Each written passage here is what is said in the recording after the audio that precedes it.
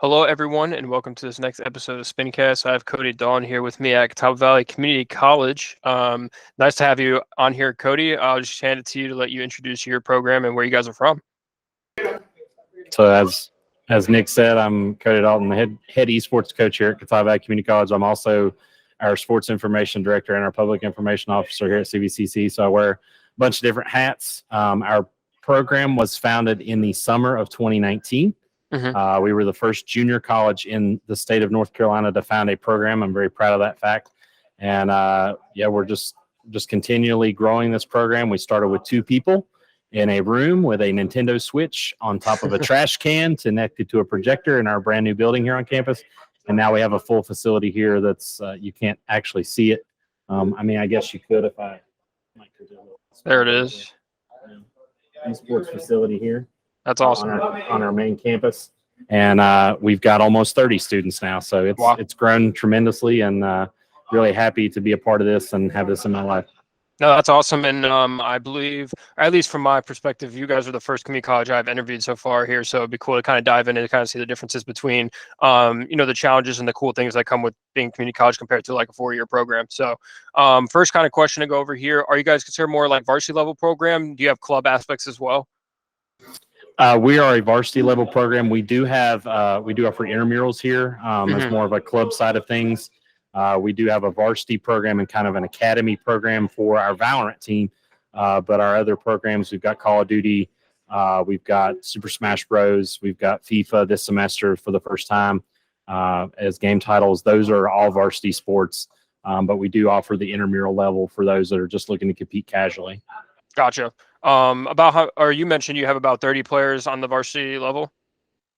Yeah, we have about 30 players. And they're a wide mix of people. The thing I love so much about this group is that we're so diverse. We have Hispanic students, Hmong students, we have black, white, we have male, female, transgender, we have Christian, atheist. It's about as diverse as you can get. Yeah.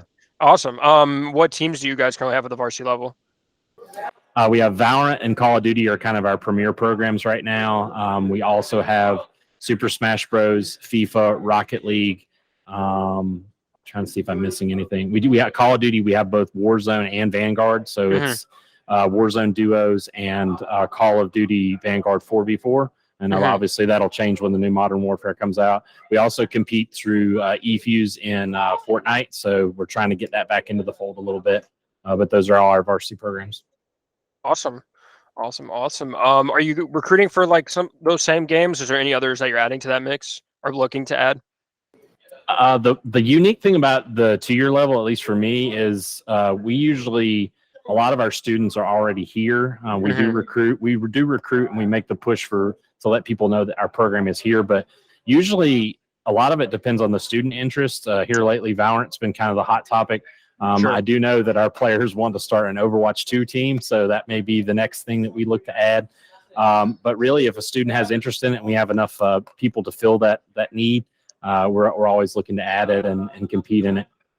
Awesome. Well, that's always cool to see there. Do you guys offer esports specific scholarships or no? Yes, we do. And we also have other scholarships here at our college through our foundation. Which you can apply for. And I also know, too, there's a big scholarship grant called the Longleaf Commitment Grant that you can apply for. That is for first-year graduates of high school, and it's specific to 2-year colleges, so they can almost get their tuition paid for through that as well. Wow. So there's a lot of resources there on the 2-year level for students if they want to get involved in esports. Awesome. And the cool, unique advantage you guys have, too, is your tuition is generally much cheaper than going to like a 4-year institution as well. What are some of the main traits or skills that you look for either from a recruit or like when you have a student that has interest on campus? I think the biggest thing for me has been dedication. Like you have to truly want this. This is not just for me. We're not a club sport. We're a competitive sport. So if you really want to be in this, you have to put your all into it, be invested, practice, train, be a good teammate. Those are all traits that we're looking for. Obviously, be a good communicator. If you're not the best at your game, you can honestly improve.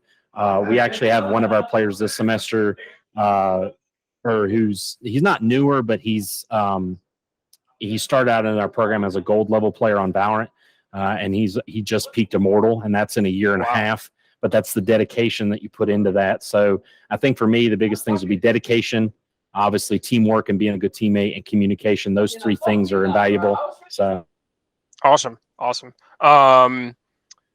Do you guys host any events, camps, anything like that? You said camps? Yes, sir. Camps, events, anything like that on campus? Yes, we do. We do camps in the summer. We did those for the first time this past year, and we actually divided in age groups. We do younger kids and we do older kids, just based on the game titles. You know, some games were more violent than others.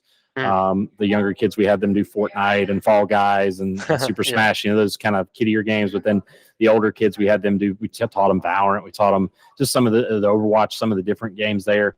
So we have those. And as far as events, every spring we have a LAN tournament. This year will be our second annual LAN tournament coming up in April. We're excited about that. But we had, I believe, over 100 competitors from 12 different states come to that through Stay Plugged In. And so it was really, really exciting to have that and see all those people and be connected to, you know, through this world of gaming that everybody's, you know, anybody can connect to. Yeah, no, that's awesome. And that's cool that you guys host the camps as well to kind of start the foundation there at the younger level. Even if it's in more non-necessarily traditional esports games. Do you have any players that help the program or that you kind of look for to help with in like non-player roles? Yes, we actually have a volunteer student assistant this semester. She's our first coach. She is actually a student at William Peace, but she is helping us coach. And I'm always looking to engage students in different ways, whether that be content creation, whether that be videography, whether that be casting. I've always offered those opportunities to them. And we have a few. We have one student who does videography, loves it, and photography. So any kind of trade skill that you can gain off of that. I mean, esports has so much to offer as far as that for a career. We always look for avenues to get students engaged, and I think that's going to help them build them for the future.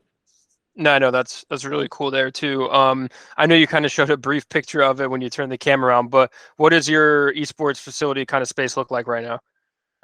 So fun fact, this used to be a cafeteria. From looking at it, I mean, I guess I can turn the show it again. Yeah.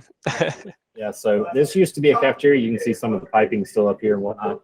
This used to be a cafeteria space that we have converted. You see, we've got TVs, we've got computers.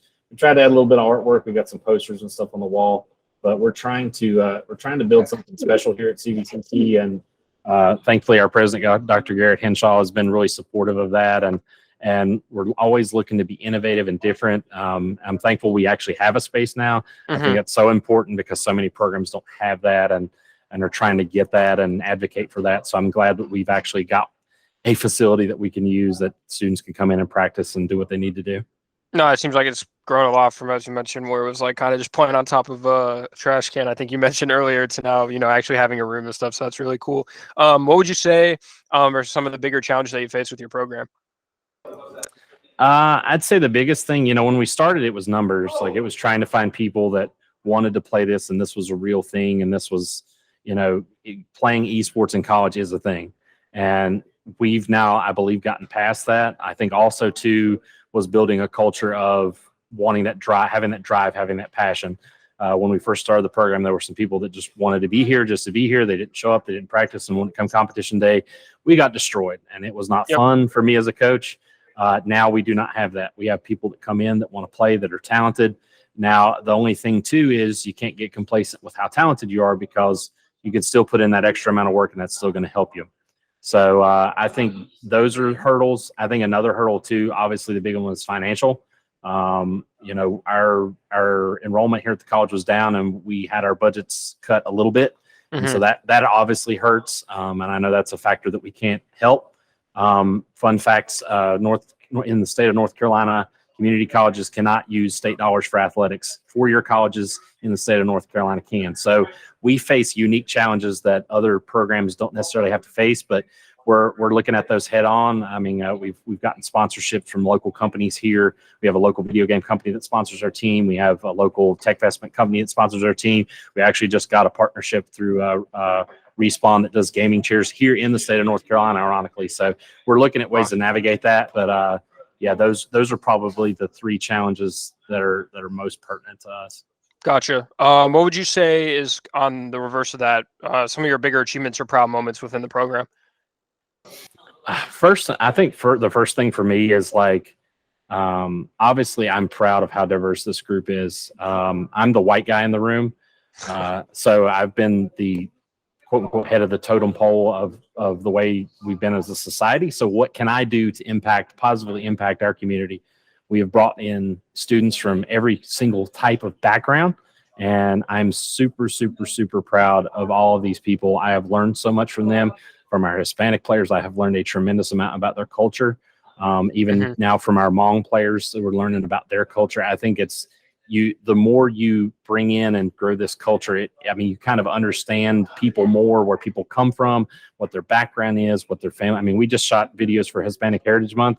We have kids I have one kid who's half Guatemalan, half Hmong. That's amazing. It's fantastic. What's it like living in that household? Like, you gain a deeper understanding and appreciation. And I would say the second thing too is seeing video games truly impact a kid's life, a student's life. I say kid, but at community college, we literally could have a 40 or 50-year-old person play, but a student's life.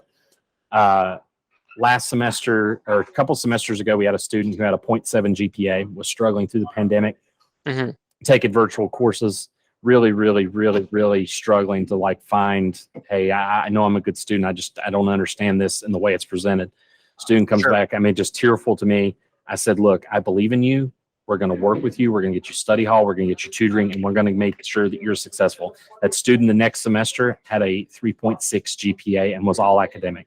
Those are the types of things that esports can do for these kids. We had the same thing happen last semester. We had a student who last fall, student had a 2.4 GPA, finds out that all academic is a thing through that student. And all of a sudden that student is a 3.5 GPA and they're all academic the next semester. So that's, I think, awesome. Giving those kids something to strive for and to truly change their life, give them a vision of what they want to do after video games, because not all of them may stay in the video game realm. I mean, they might through casting or through production or through anything through a video game company, software development, but giving them that vision and helping them along the way is truly, I think, what I'm most proud of with this program. Gotcha. Well, also talking about on the field, so funny enough, that I actually went to college like near your school, and it's local to our office. So, kind of check in from time to time, see how you guys are doing on like social media and stuff. But I believe like I believe it was your Valorant team had some pretty nice momentum recently too. Yeah, we've actually, like I said, their Valorant's taken off so much. We've got two Valorant rosters. One is a varsity roster, one's an academy roster, and even our academy roster, our IGL Bailey Patterson, he's tremendous, and I'm sure he's going to play at a 4-year college or university. He's just so talented. But yeah, our Valorant varsity roster is 2-0 right now, looking really, really good. We've got anywhere from Ascendant to Peak Immortal players, which is great. I mean, it's something I never thought would happen, but they're really starting to come into their own. The Call of Duty team, I think they're so much fun to be around as well. I mean, they were in here Monday night getting ready to play a game. Right? Yeah, they were in here Monday night blasting Drake and like vibing out and just ready to go, and then just absolutely like hammered the team that they played. And I said, y'all won, be respectful. I teach my kids sportsmanship, regardless of how much you win by, lose by, be a sportsman about it. And but yeah, both of those teams doing amazingly. That's awesome. Great to hear that, off the field, it's going really well, and then even on the field as well. If you could give one piece of advice to any student or player that is potentially looking at community college options, let's say for esports, or even junior colleges, what advice would you give them? I think the first thing, and I tell this to every single student that I interact, even with ones we have currently, go somewhere that is offering what you want to get involved in. If you want to teach, if you want to be in engineering, if you want to be in a trade, if you want to be in radiology, if you want to be in any of that, make sure that you're going somewhere first and foremost that offers that, and that's going to drive that. I think the second thing too is honestly look at the financial ramifications. We are $2,500 for a tuition and fees for the school year. That's extremely low compared to what a 4-year college or university is paying. If you want to take this first 2 years, get your foot in the door, not pay a whole lot, and test out the waters of college, I think this is a great place to start that. if you struggle academically or financially, I think this is a great avenue for you. Obviously, if you want to go straight to the 4-year, I know the big thing with 4 years is they have the experience of the college experience of life with sorority and clubs and organizations you want to be involved in. I think that's great. But we also have that here too at CVCC. I mean, we have SGA, we have Skills USA, we have tons of other things that you can be involved in. So I think junior colleges are going to be a cheaper route. I think it's going to esports on the side of JUCOs is going to take off. I'd see that in the next 5-10 years. It's really going to grow. And but I think if you're looking for a nice, cheaper avenue to do what you want to do and to compete, I think this is a perfect area to go into. Awesome. Well, I appreciate your time, Cody. It's great to see what you guys have going on there, and it'll be awesome to continue following your program. Just to hand it off to you one last time, for any players out there that are wanting to reach out, learn more about your program, where can they reach out or, learn about more info? If you want to reach out to me on Discord, my Discord name is the Codemeister, CODEMEISTER1. #4397. You can send me a Discord message. I'm also on Twitter at Cody, CODYDALTONSID. My DMs are open, so if you'd like to send me a message there. You can also go to gocvcc.com. There is a questionnaire area on that website, and if you want to fill out a recruit questionnaire, if you're interested in participating in our program, it will go directly to my email. You can also follow all of our social medias for our esports program is CVCC Esports on Twitter and CVCC Esports on Instagram. And that's really the easiest way to get in touch with us and stay connected. Awesome. Well, again, appreciate your time, Cody, and I will see everyone on the next SPINcast episode. Oh, missed one thing. Twitch.tv/CVCC Redhawks. There you go. Okay. There's my life. I knew I was missing one thing. So got to plug the Twitch. Follow on Twitch. All right, cool. Well, thanks again, Cody. Thank you so much.